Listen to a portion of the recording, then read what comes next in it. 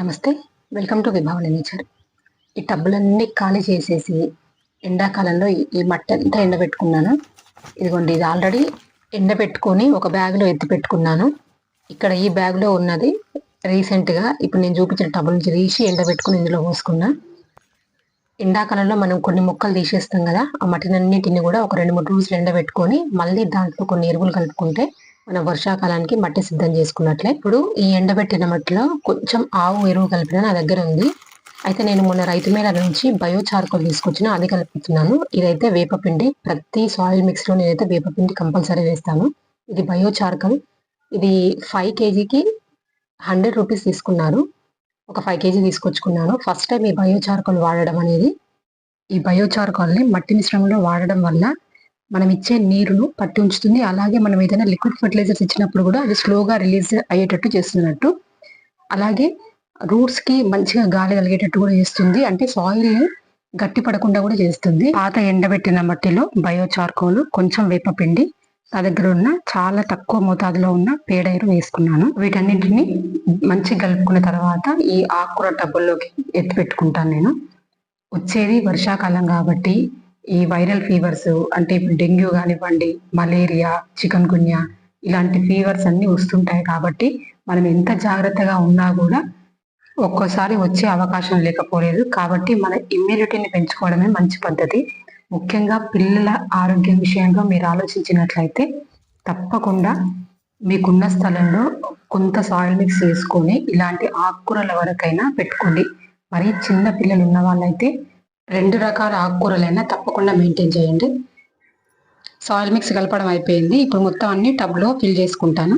మళ్ళీ కరోనా కేసులు కొంచెం పెరుగుతున్నాయి కాబట్టి, వర్షాకాలం కూడా కాబట్టి, ఎవరైనా ఇంకా గార్డెన్ స్టార్ట్ చేయకపోతే ఇప్పుడైనా స్టార్ట్ చేయండి. అట్లీస్ట్ ఆకుకూరల వరకైనా తప్పకుండా మన ఆకుకూరలు మనమే పండించుకుందాం అన్నట్టుగా ఒక 4-5 టబ్బులు తెచ్చి పెట్టుకొని బాల్కనీస్లో అయినా పర్వాలేదు, అక్కడి నుంచి అయినా స్టార్ట్ చేయండి. ఫస్ట్ మీరు చేయాల్సిందైతే మట్టి, ఎరువు, కొంచెం వేపపిండి. మీది నల్ల మట్టి అయితే కనుక కొంచెం ఇసుక కూడా తెచ్చుకోండి. ఎర్రమట్టి అయితే ఇసుక అవసరం లేదు. మీది ఓన్ హౌస్ కాకపోయినా కూడా ఆకుకూరల వరకు ఇలా టబ్స్ అన్ని ఫిల్ చేసుకొని కింద స్టాండ్లు ఏర్పాటు చేసుకుంటే టైల్స్ కూడా పాడవకుండా ఉంటాయి. అలాగే వాటరింగ్ చేసేటప్పుడు కూడా మరీ కారేటట్టుగా పోయొద్దు. మట్టి అంతా కూడా టబ్లకి ఫిల్ చేసుకున్నాను. అలాగే వాటర్ కూడా పెట్టుకుంటున్నా. ఇలా 2-3 రోజులు వాటర్ పెట్టుకున్న తర్వాత సీడ్స్ వేస్తే ఆ సీడ్స్ అనేవి లోపలికి, ఆ గ్యాప్స్ నుంచి లోపలికి వెళ్ళిపోకుండా ఉంటాయి. చిన్నపిల్లలు ఉన్న వాళ్ళు బాల్కనీలో పెట్టుకోవాలనుకుంటే 2 టబ్బులు, ఒక టబ్లో పాలకూర, ఒక టబ్లో తోటకూర వేసుకోండి. 2 ఈజీగానే వస్తాయి. 2 కట్ చేసే కొద్దీ వస్తూనే ఉంటాయి.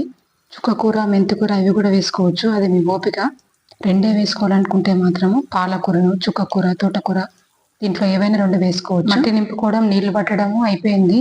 ఇప్పుడు ఈ టబ్లన్నీ సెట్ అయినట్టే. ఇప్పుడు విత్తనాలు వేసుకుంటున్నాను. ఒక 3 days తర్వాత తోటకూర విత్తనాలు వేసుకుందాం అనుకుంటున్నాను. తోటకూర ఎప్పుడైనా కూడా మామూలుగా అన్ని కుండీల్లో వచ్చేస్తుంది. ఈసారి స్పెషల్గా టబ్లో వేసుకుంటా, ఎట్లా వస్తుందో చూద్దామని. ఇది పెరుగు తోటకూర. ఒకసారి మీరు ఇది గార్డెన్లోకి తెచ్చిరంటే అసలు ఏ కుండీలో చూసినా ఇదే ఉంటుంది. ఆకులు కూడా చాలా పెద్దగా వస్తాయి, బాగుంటుంది టేస్ట్ కూడా.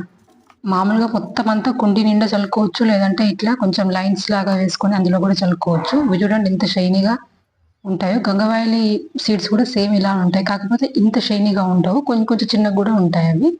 నేనైతే ఈసారి లైన్లో వేసుకొని లైన్లలో వేసుకుంటున్నాను పెరుగు తోటకూర. అలాగే ఈ నెల మూలన్స్ అంతా వచ్చేసి సెకండ్ సాటర్డే ఉంటుంది, 14th రోజు, June 14th, 2వ శనివారము. సమయం వచ్చేసి ఉదయం 9 గంటల నుంచి సాయంత్రం 7 గంటల వరకు ఉంటుంది. ఎవరైనా న్యాచురల్ ప్రొడక్ట్స్ కొనాలనుకున్నా, గో ఆధారిత ఉత్పత్తులు కొనాలనుకున్నా తప్పకుండా మూల సంతకు వచ్చేయండి. ఇంతకుముందు మూలం సంత వీడియోస్ నేను డిస్క్రిప్షన్లో ఇస్తాను. మూలం సంత గురించి పూర్తిగా తెలుసుకోవాలనుకునే వాళ్ళు ఎవరైనా ఉంటే ఆ వీడియోస్లో మీకు తెలిసిపోతుంది. నెక్స్ట్ టబ్లో నేను గంగవాయలు వేసుకుంటున్నాను. దీనికి లైన్స్ ఏమి వేసుకోలేదు, డైరెక్ట్గా వేసి దానిపైన మట్టి వేస్తా. తర్వాత అన్ని టబ్బులన్నీ విత్తనాలు వేసుకోవడం అయిపోయిన తర్వాత పైనుంచి మట్టి వేసుకొస్తాను నేను. మనం పెంచుకొని తినే ఆకుకూరలకి మనం అలవాటు పడ్డామంటే అసలు బయట ఆకుకూరలు అవి కొనము. రాకపోతే ఊరికనే ఉంటాం, కానీ బయట ఆకుకూరలు తెచ్చుకొని చేసుకోవాలన్న ఆలోచన కూడా రాదు. మీరు ఒకసారి ట్రై చేయండి, ఏమంత పెద్ద కష్టం కాదు. ఈ నెక్స్ట్ టబ్లో అయితే నేను ఈ ఎర్ర తోటకూర వేసుకుంటున్నాను. గింజలు సపరేట్గా ఏం తీసి పెట్టలేదు. ఈ ఎండిపోయిన విత్తనాలని నలిపి వేస్తా. చూడండి, ఇవి కూడా గింజలు బ్లాక్ బ్లాక్గా కనిపిస్తున్నాయి కదా, అవే డైరెక్ట్గా వేసుకోవచ్చు. ఇలా మనం ఒక మొక్కను గింజలు వదిలిపెట్టుకున్నామంటే దాన్ని మళ్ళీ మనం గింజలు దాయాల్సిన అవసరం లేదు. డైరెక్ట్గా ఎండిన గింజలు తీసుకొచ్చి అన్ని కుండీల్లో వేసుకుంటే వచ్చేస్తుంది. పెరుగు తోటకూర కానీ, మామూలు తోటకూర కానీ, ఎర్ర తోటకూర కానీ. ఇంతకుముందు నేను లాస్ట్ ఇయర్ తెచ్చుకున్న ఎర్ర తోటకూర గింజలు అయితే మామూలు తోటకూరలకు కాకుండా కొంచెం తక్కువ వస్తుందేమో అనుకున్నా, కానీ ఇప్పుడు మళ్ళీ స్టార్ట్ అయింది. ఇప్పుడు కూడా ఏ కుండీలో చూసినా కూడా ఏదో ఒక మూల ఈ ఎర్ర తోటకూర అయితే కనిపిస్తుంది నాకు. చాలా అందంగా ఉంటుంది ఎర్రగా. నెక్స్ట్ కుండీలో చుక్కకూర. ఇది కూడా ఒక్కసారి వేసుకున్నామంటే మనం కట్ చేసిన కొద్దిగా వస్తూనే ఉంటుంది. చాలా తొందరగా ఉడికిపోతుంది. అసలు ఇట్లా మనం ఇట్లా వేసి ఒక 2-3 మినిట్స్లో మొత్తం ఇట్లా లిక్విడ్ లాగా అయిపోతుంది. అంత ఈజీగా ఉడికిపోతుంది ఈ చుక్కకూర. అలాగే కొన్ని పాలకూర గింజలు కూడా వేసుకుందాం అనుకుంటున్నా. టెర్రస్ పైన గార్డెన్ చేసుకోలేకపోయినా కూడా ఆకుకూరల వరకు అయితే మేము పెంచుకుంటున్నాం అనే వాళ్ళు ఎవరైనా ఉంటే మాత్రం నాకు తప్పకుండా కమెంట్ చేయండి. దీంట్లో అయితే పెరుగు తోటకూర, నెక్స్ట్ దీంట్లో గంగవాయిలు, తర్వాత దీంట్లో ఎర్ర తోటకూర వేసుకున్నాను, దీంట్లో చుక్కకూర. ఆ వెనక దాంట్లో పాలకూర వేసుకుంటాను. తర్వాత గింజల పైనుంచి ఒక లేయర్ మట్టి వేస్తాను. పైన లేయర్ లాగా వేసే మట్టిలో ఎక్కువ మొత్తంలో రాళ్ళు అవి లేకుండా చూసుకోవాలి. ఎందుకంటే విత్తనం మొలకెత్తేటప్పుడు ఆ రాళ్ళు అనేవి అడ్డొచ్చి ఆ మొక్క కొంచెం డిస్టర్బెన్స్ అవుతుంది. కాబట్టి మెత్తటి మట్టి ఉంటే అది వేసుకోవడానికి ట్రై చేయండి. ఒక్క మెంతికూర, కొత్తిమీర తప్ప మిగతా అన్నీ కూడా ఒక్కసారి వేసుకున్నామంటే దాదాపుగా ఒక 7-8 సార్లు కట్ చేసుకోవచ్చు. తర్వాత కూడా కట్ చేసుకోవచ్చు. కాకపోతే ఆకు సైజ్ అనేది తగ్గిపోతుంది. కొంచెం ఎరువులు అనేవి మళ్ళీ వేస్తూ ఉండాలి. మెంతికూర, కొత్తిమీర వాటికు ఒకేసారికి వేర్లతో సహా తీసుకుంటాం కదా. దీంతో పాటు మనం పుదీనా కూడా పెట్టుకోవచ్చు. పుదీనా కూడా ఒక్కసారి పెట్టుకున్నామంటే ఎప్పుడు మనకు అందుబాటులో ఉంటుంది. అలాగే కరివేపాకు ఒకటి, మునగాకు కూడా ఆకుకూరల కిందకి వస్తుంది. అన్ని ఆకుకూరల కన్నా కూడా మునగాకు ఇంకా మంచిది. అన్ని ఆకుకూరలు మనం కరివేపాకుతో పాటు కూడా వేయచ్చు, కరివేపాకు లేకుండా కూడా మునగాకు వేయచ్చు పప్పులో కూడా. చూడండి మొలకలు వచ్చేసినాయి. 6 నుంచి 7 రోజుల మధ్యలో ఇట్లా మనకు మొలకలు వచ్చేస్తాయి. గంగవాయిలి, తోటకూర, ఇది పెరుగు తోటకూర. ఫస్ట్ టబ్లో ఉన్నది గంగవాయిలి, చుక్కకూర. ఇంకా కొన్ని వచ్చినాయి, ఇంకా కొన్ని స్టార్ట్ అవ్వలేదు, ఇంకా రాలేదు.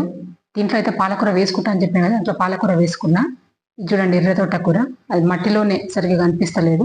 ఇలా 6 నుంచి 7 రోజుల మధ్యలో మనకు చిన్న చిన్న మొలకలు వస్తాయి. చాలా హ్యాపీగా అనిపిస్తుంది. గంగవాయిలి, తోటకూర అయితే ఇంకా తొందరగా వస్తాయి మిగతా వాటికంటే కూడా.